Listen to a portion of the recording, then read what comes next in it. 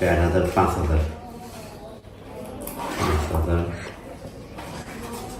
এই টাকাগুলো না 6,000 7,000 শাড়ি একটা দুইটা দেখেন দুটা ব্যাংক আছে কিন্তু এটা মার এই অবস্থায় রোজা রয়েছে বসে এখন ওই অবস্থায় কেউ থাকে আবার শ্বশুর রাগ করতেছিলাম বলে কি আমার দুপুরে ওষুধ আছে একটা কোনো কিছু যাতে হয়ে যায় তখন ওইটা আসবে না দরকার নাই বাইসে থাকলে সামনে বছর করবে তাই বলছে। আসসালামু আলাইকুম এভরিওয়ান, আশা করি কাছে দূরে যে যেখানে আছেন ভালো আছেন সুস্থ আছেন। তো আজকে নতুন আরেকটি ব্লগ নিয়ে চলে আসলাম। তো প্রতিদিনের মতো ভিডিও শুরুতে আজকেও বুঝে গেছেন আমি কি নিয়ে কথা বলবো। হ্যাঁ গাইজ, আজকে আমি তানজিলাকে ও বাপ্পি ভাইকে নিয়ে কিছু কথা বলবো। তো ভিডিও শুরুতে দেখতে পাচ্ছেন বাপ্পি ভাই টাকা গুনছে। আজকে বাপ্পি ভাই নাজমা আন্টির আলমারি চেক করলো, দেখলো কি কি নাজমা আন্টি রেখে গেছে। নাজমা আন্টি তার ভ্যানিটি ব্যাগে অনেকগুলা টাকা রেখে গেছে, প্রায় 15,000 টাকার মতো।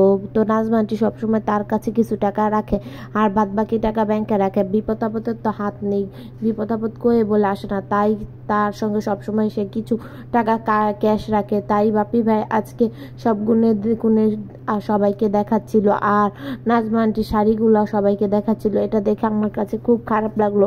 মানুষটা চলে গেছে কিন্তু তার স্মৃতিগুলো জিনিসগুলো কিন্তু সবই রয়ে গেছে।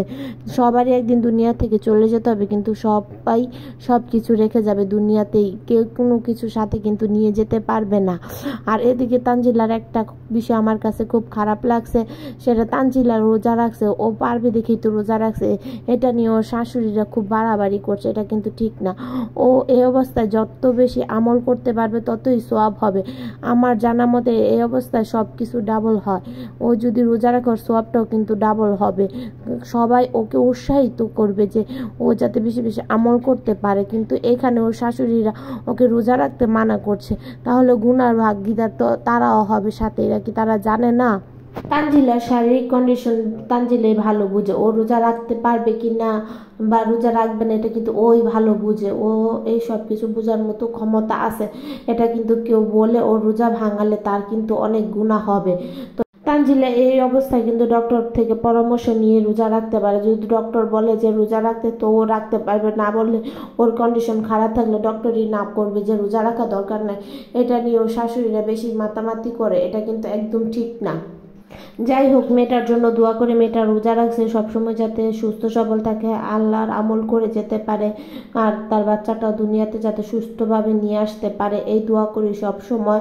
আর এদিকে বাপ্পি ভাই কিন্তু এখন প্রতিদিনই ব্লগ দিচ্ছে, ঘুরে ঘুরে নাজমা আন্টির স্মৃতিগুলো দেখাচ্ছে। আমার কাছে এইসব দেখে খুব কষ্ট লাগে। মানুষটা তো চলে গেছে কিন্তু পৃথিবীতে সব কিছুই রেখে গেল।